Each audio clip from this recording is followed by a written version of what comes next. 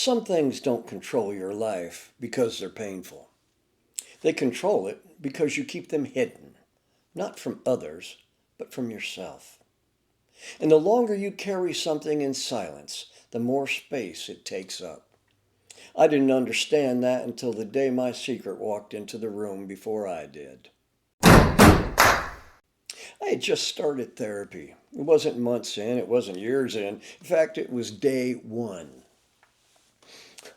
my first appointment. Something buried in my past had surfaced, and it didn't pop up gently, but all at once. I didn't know what it meant or what facing it would cost, but when I walked into the building lobby, it was full of a TV crew. Lights, camera, action, TV, reporters, the whole thing. They weren't there for me. They were there because a national story had just broken about a priest and widespread abuse.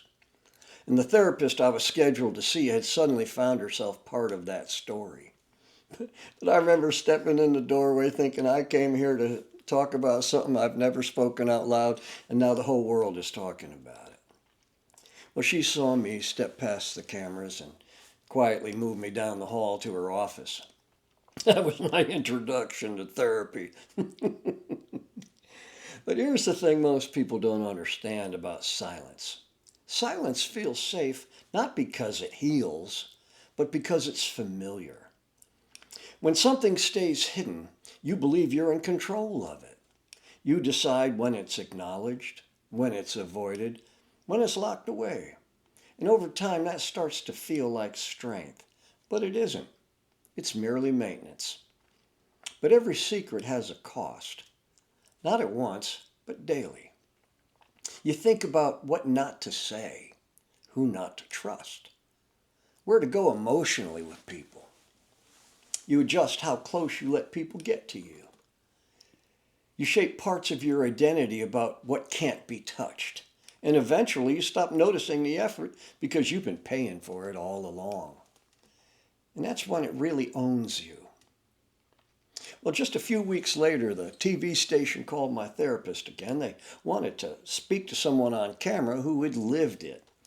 And she came to me and asked me if I'd be interested. And without even thinking, I said, yeah, sure. I didn't analyze it. I didn't weigh out the outcomes. I didn't even consider the exposure. I just knew that carrying it alone wasn't working for me anymore. And I had no idea what that decision was about to change. But nothing about my past changed.